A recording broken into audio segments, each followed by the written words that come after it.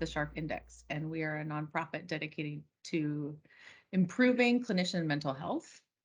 And I'd love if Shereese and Emma, you could introduce yourselves and tell us more about who you are. I'll start because I can't wait to hear about Emma. I am Shereese Maynard. I am the founder of Tech, the co-founder of Nostra Data Medical, and a new company that I'm launching. I don't know if I even told you, Janae. It's called Fish Data, and it's all around women's data in the health tech, sex tech, and femtech sectors, and I'm very excited about that.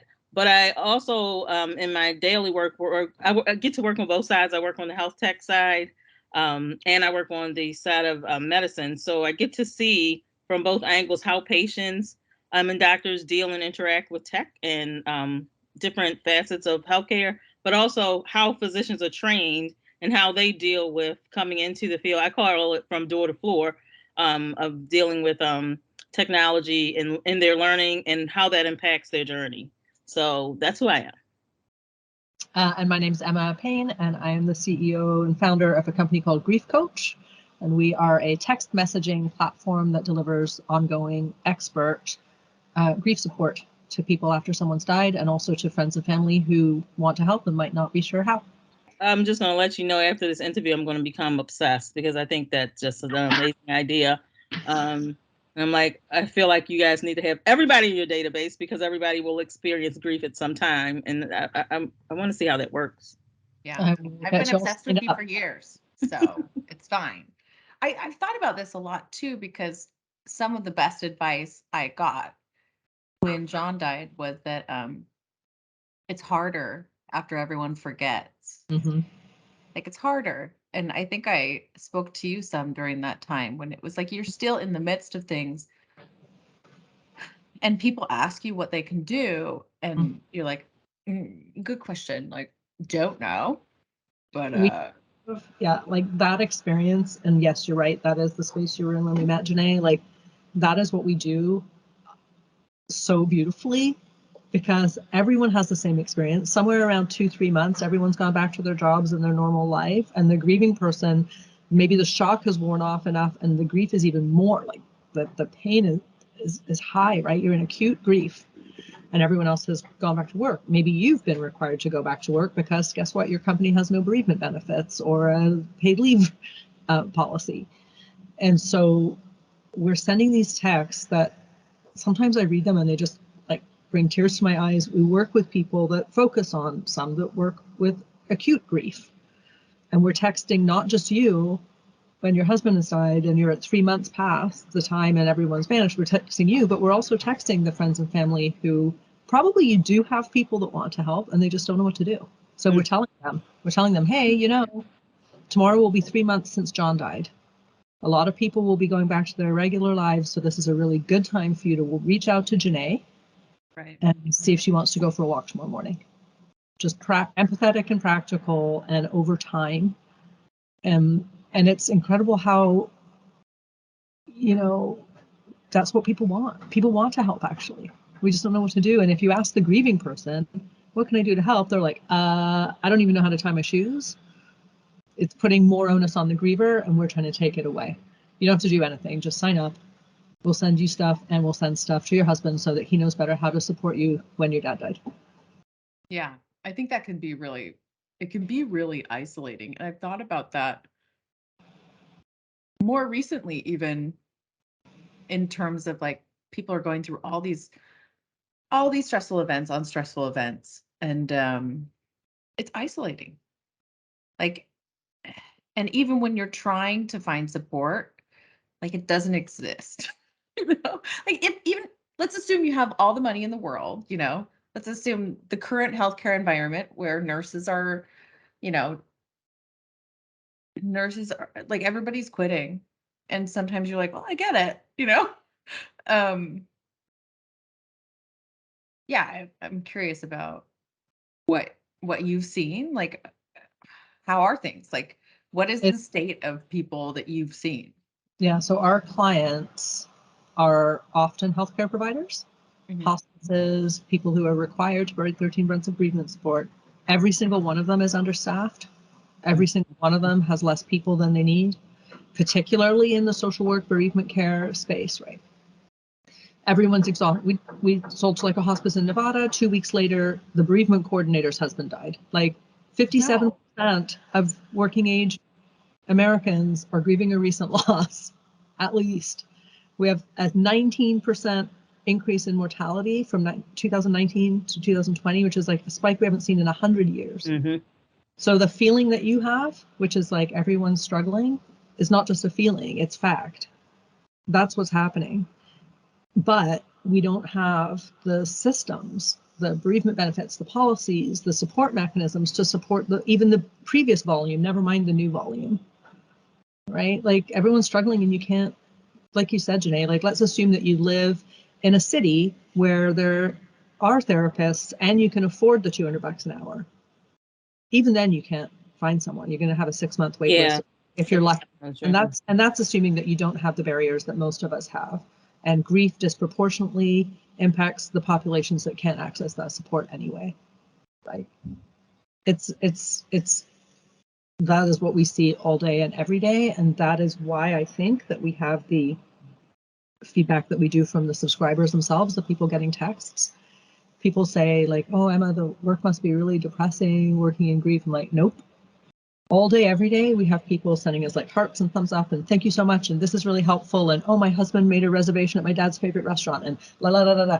Like the gratitude from people when someone is listening to them and giving them some useful support is so high.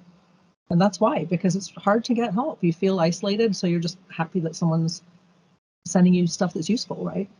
Right. That's useful. I'm interested in what you said about how it disproportionately impacts populations that don't have access. What does that mean?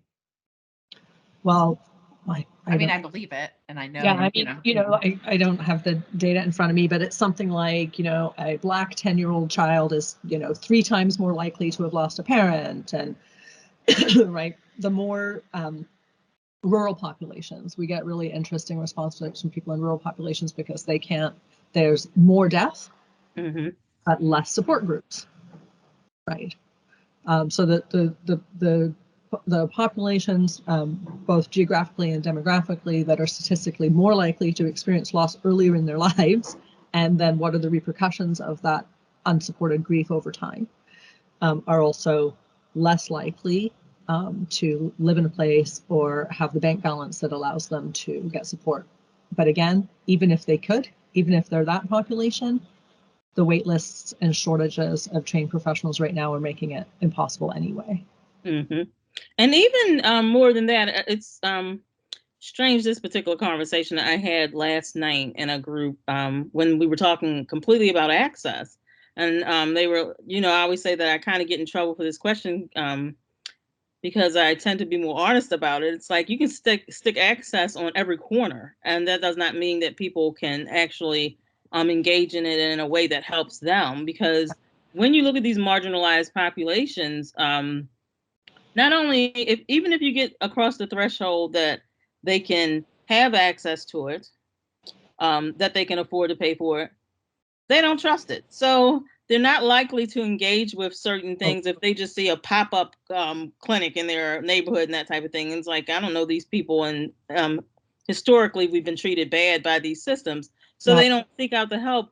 And again, if we're talking about the innovations in the space, and certainly innovation like you're providing, it allows people to engage in a way that they don't have to be all the time face to face with someone they may not trust. But it allows them to engage in a way that's comfortable and safe for them, which is the most important thing. If I need to reach out for something, I may not go into that behavioral health office, but I might call somebody. I might text somebody and say, hey, I'm feeling a little down today. Can you help me through this? Or, I'm hanging by a thread here and that type of thing. People are more like, I find, or if they don't trust the system, they will engage in other ways just to keep themselves afloat, I think that's why we have these. It's one of the reasons, definitely. Well, I mean, people tell us this is one of the reasons that we're used as much as we are, is because it's non-invasive, it's text. Mm-hmm. We're used to using text for personal things. So right now, about 9% of our subscribers globally are men. and Oh, 90% are women. And that number has actually been inching up a bit from like 6%, 7, 8, 9. So now we're at about 9%, but we just have been doing a ton of research this year and looking at our data in different ways. And what we've now found is that although they are a small percentage, they love it the most. And I think it's back to the populations, certain, let's use guys in this case, are less likely to go out and get support if they're grieving. And they might be less trusting of a certain, whatever, pop-up clinic, or they don't want to sit in a support group, or they don't want to share with strangers or whatever, but they'll take text. Yep. And they love it even more than our like average baseline because it's what they're getting. It's all they're getting often, right? They're not talking to their friends. They're not going to support groups. They're not reading a book. They're getting this thing. It's easy. They can sort of trust the sources because it's a bunch of expertise. It's not one person telling them what to do or what to feel.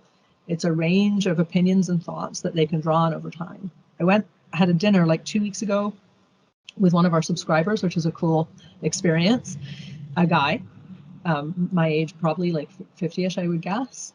And he was like, received a subscription as a gift when his dad died. And he thought, this is kind of goofy. Like, who wants text? I don't need any help. He has now bought more gift subscriptions for other people than any single one of our subscribers. And he buys it all for guys. And they're all having the same response. Like, at first they think, I don't really need this. But then, yeah, you do. It can be crippling when someone dies and there's no one to talk to about it and you don't trust other things that you might go to. But text is accessible and easy and it's personalized, right? It has your actual dad's name in it and your name in it, and we know what the cause of death was, so we can speak to the suicide if it was a suicide. If you were a caregiver for many years before the death, we'll speak to the caregiver experience and the relief that you might experience, and that's normal too. It's like that normalizing personal support that we all want when we're struggling. right. You should share with everyone how you got into that space. Like, Why I started it? yeah. Yeah, sure. So my friend died in 2015, at the end of 2015, and he had asked me to speak at his funeral, which I agreed to do. But it was a very, very daunting proposition because he was the best friend and also second cousin of my husband, who had died a decade prior by suicide.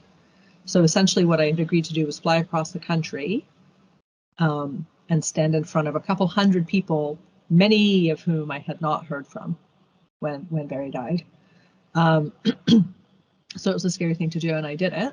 And in the end, I come to think of that as like the biggest gift ever from my friend, because I spent 72 hours from the moment I sat in my pew to the pub night with people saying, oh my goodness, you're Barry's widow. I'm sorry I didn't reach out. I didn't know what to say. I didn't know anyone who had died before. Then so much time passed. Then I felt guilty. And I got on my plane ride home. I'm like, this is the stupidest. I spent 10 years not hearing from people and inventing all kinds of reasons why that may be. And Janae, you probably had some of that experience too, like with a suicide death, especially. I was like, invent the reasons why I'm not hearing from people. But I mean, I didn't. I was just like, they can't handle it. Okay. Like, okay. Like, or it hurt. More than like, anything, it felt like it made me understand better why he died. Because he had reached out for help to people. And I was like, people act like there's all this help, but we don't know how to help people. We don't know how to deal with death. Like, no, you die alone. Like, and when they go through death, like, these people were not there for him. Like, even if they tried and to it's be. also, you know what I mean? Like, that's what it felt like. It felt like, well, so I mean, it is. It's such an it's sorry. the experience of being in deep pain and not being able to find a way to talk about it with someone who will listen to you is hard. And you're right. In that way, there are similar things. And that's why, like, on my plane ride home from the funeral, I'm like, this is insane. I've spent 20 years building like mobile and text solutions to help people in all kinds of different situations. There's got to be something for grief. Like, can't we just text expertise to the griever and text some date reminders to the people that love them? Period. Yeah. So maybe I didn't approach it the same way where I made up excuses. I was just like, well, oh, what did you expect? You probably had a healthier. I was more like, oh my God, they think I'm a murderer. Yeah. I was like, Yeah, I Well, mean, if you care kinda about think- someone, you I show up. always think that people don't know what to do, or they don't know, because the other thing is, like I always say, life does walk in. So those people who were there for you, like at the funeral and right after, they do have to get back to Of course. their normal day ADLs, as activities of daily living, right? So when it comes to, first, I always think, and I say this from, like I said, because of my own experience, it's like, you don't know if what you're saying to them is a bad reminder of something. You don't know if it'll be triggering for them. So you don't know what you should be doing. But also it makes you in a way also feel helpless. And Yes. then the time factor comes in. So you're like, Yeah. oh, I should have sent that before, but now it's been so late, they're gonna think it's, not genuine, that type. All those things are at work. Yes, we text Meanwhile, people you think no one's exactly thinking that. about, but really they are, in the only way that Right. they can. And we So- text people exactly that. Uh-huh. Like people think, oh, I don't want to, reach out. I don't want to upset them. Yeah. Well, they're already upset, right? So we can text the person and say, the person's upset already. Unless you can recreate their loved Why one. don't you share a story about John and how Mhm. funny he was when the kids were born or whatever, like, because people think that they have to somehow take the pain away. And so we give the supporters a clear understanding that you cannot. Right. If the person starts crying when you're talking to them, consider that a gift. That's healing. They're Mhm. sharing. You don't need to feel bad that the person's crying, to just give people these basic pieces of expertise. And there's something I just want to say that's really important. Like, so that's nice. Great. Give people the expertise. But the thing is, this works. When we're grieving, we're very vulnerable, right? We're at increased risk for everything from anxiety, depression, substance use, sleep issues, hospital visits, illness, suicidal ideation, and completions. Like, we're hugely at risk when we're grieving, never mind lost work, workplace accidents, and so on. If you get a bit of support and understanding in the way that we're delivering it, your chances of all of those outcomes reduces. It's so simple. Give people that little bit of comfort that it's okay to reach out and share a story about John, and you don't need to worry if Janae starts crying, and then this works, and then all of a sudden we don't have all these negative healthcare outcomes that are commonly associated with bereavement. Like, sometimes I'm just like, the simplicity of it is what's incredible. Right. Like, we're not waiting for the invention of a vaccine here. We have the wisdom. Mm-hmm. We just deliver it to people in a way that is accessible and that they'll trust it, that they'll take it. Mm-hmm. It's like I try to convince on the policy side, trying to convince my clients when they talk to me about their policies on bereavement and that type of thing. I'm like, why don't you just offer it as part of your FMLA? Yep. Because Should be. the grief process is a part of your family. If you start a family and someone leaves that family, your family is in essence dying too. So that's part of the process. So from a policy place, the whole bereavement issue, I think, should be a no-brainer for people. And if companies were able to offer a service like this as part of that package, that would be awesome, I would think. Yeah, they can sign. We're happy to have them. We have some employers that offer it as a bereavement benefit. Mm-hmm. Working with EAPs so that they can deliver it to the employers, right? Yeah, I mean, it is a no-brainer. And or if you look at even some of the things that are going on nowadays in offices, where people get offices shut up or schools, and they lose team members or people who they work with. Yeah, I was about to ask that. Like, how does this work? Grief counseling and stuff? It should be a part of the makeup of the organization. I agree. Like, how does that work for healthcare? Like, when we just talked to a group that had lost a physician to suicide, and it's interesting to see. I mean, the same patterns. Like, when people come talk to me, it's the same conversation where they have this huge need to talk about it that hasn't been met. Mm-hmm. And it's been a little bit overwhelming during COVID, and now talking to people who are quitting healthcare, there's just so much to carry. Mm-hmm. And I wonder, that's why. like, is the text going to cut it? Do you think? It's a large part. I'm like, I have some questions. Yeah, no, they're so we have 54 relationships in the grief coach system. Actually 56, because we just added twin brother and twin sister. 56 relationships. That's kind of cool. Ranging from things like, husband, daughter, blah, blah, blah. But we also have patient, right? Caregiver, physician. We have text messages that are written specifically for clinicians that speak about all the loss that they see and how it is still, you don't have to bring an inhuman version of yourself to work. And all these things informed by people like Wei-Wen Sato, who's an amazing pediatric ICU nurse who focuses in clinicians in grief. People like Megan Devine, who has a whole series of clinicians in grief. So these things we're now delivering via text. And if people choose those relationships in the system, we send them that support. In terms of will text cut it, I've started to think of so there's a pyramid that people, when they're sort of using a public health approach to bereavement, 90% at the bottom, 5% at the top. We do an excellent job with those bottom two tiers. And then we're kind of triaging for an organization. If an organization, so right now we're working with a very large charity in the UK called Sue Ryder, and they are now using us to deliver free grief support for everyone in the UK. Wow.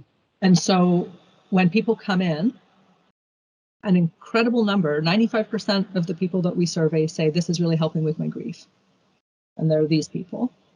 But it also then lets us sort of like triage to the top, the people that want more. And so then these large charities, hospices can figure out where to put their precious hours of bereavement care that they actually have to deliver face-to-face there, right? Put your time where you need it. And then the bereavement coordinators themselves are so relieved because all of a sudden everyone can get something and they can figure out where to spend their time instead of going home every day realizing that they only reached out to 4 of the 800 people on their caseload. Yeah, we've talked about that somehow. Technology can be a good way to help identify who needs more support. In Sharp Indexes, our work, we also found that the people who were the worst off did not want to engage. And I wondered if you have, do you measure where people are at? I wondered if text would lower that barrier, honestly, because it's not like I have to tell Shereese I'm struggling, which is a hard conversation to have, especially as a clinician. A physician's not going to want to tell people that. Have you found that? We do get some, so my subscriber support team are all trained mental health professionals because we do get some crisis inbounds, right? Okay. Maybe, out of 1,000 new subscribers, maybe 10 of them would be. That's a lot, by the way. That's a lot. Which is not a small number. Yeah. So back to this sort of triage model. I mean, a hospice. So let's use hospice with the Western Reserve. So this is a large hospice that we work with in Ohio. They see about 6,000 deaths a year. They have a 12-person bereavement team whose job it is to support people. And, grief doesn't just last for a year. So, right. And then they're being asked now to reach out and do community support. So it's not even hospice families. It's, okay, there's been a school shooting or there's a school suicide, and now we need you to go out into the school because hospices have this 12-person bereavement team. But can you imagine how maxed those people are? And people don't go into bereavement. Yeah, I've talked to some of them. It's terrible. Right? So, and you don't go into bereavement for no reason. You're probably there because you actually really care about this work, but then you cannot meet demand. You cannot. It's impossible. And so this idea that we can make sure everyone gets something and that text will seem, I'm not making up the 95%. That's all of our surveys. That's the lowest response. That's the lowest percentage of people who have said these texts help me with my grief. So it's at least a way to figure out where to put those 12 people's hours every day.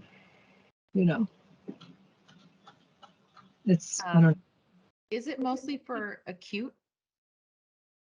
Let's say you have someone who, a healthcare worker, we'll use a healthcare worker who has lost someone, or who has lost a patient and they just kept working, maybe they are still not recovered from the trauma of COVID. Oh my gosh, I've got to send you some of our caregiver, our clinician texts, because they're some of my favorites. They're so beautiful in the way that they speak to people who actually spend their days in these spaces. I'll send you some as examples, but Yeah.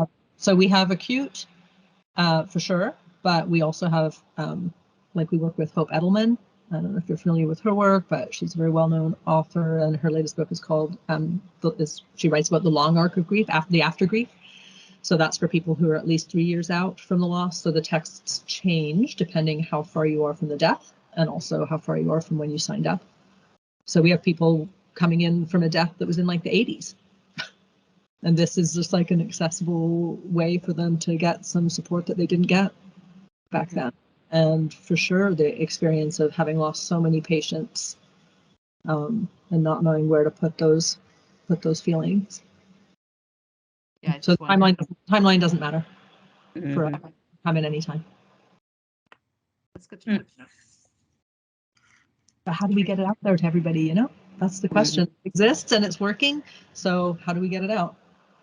How do we put it in people's hands? Actually, that's a good point, because there's a huge gap in healthcare. Like there's a gap with engagement. There's a gap with getting things going. Like the health tech sales cycle is notoriously discouraging. It's it's hard. What do you think, Shereese? Maybe you know about that. The sales side, well, discouraging might be too strong a word. Yeah, I think it's really not. It's like it is hard. I think it's inefficient. I think the way we build around sales cycles is inefficient. I think I don't know. I think the way we use healthcare in this country, the way we set it up, the way we sell tech and all that kind of stuff is kind of counterintuitive to caring about people. It's like we're always looking at the ROI. You know, I always say that one of the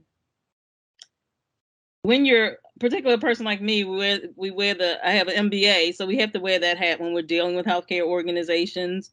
And one of the conversations I get in often now is, you know, a little bit more than a decade ago, we were telling these organizations that they needed to start looking at data as an asset on their books.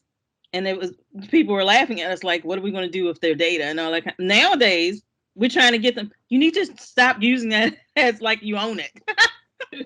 It's like completely turned.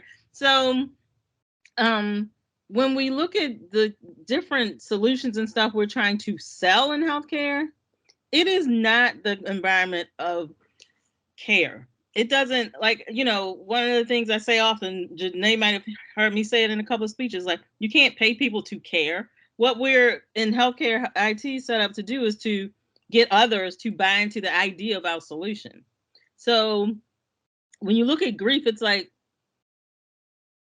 from a healthcare IT side, 100% people will look like, well, how do we package that up? You know, how do we, grief isn't sexy.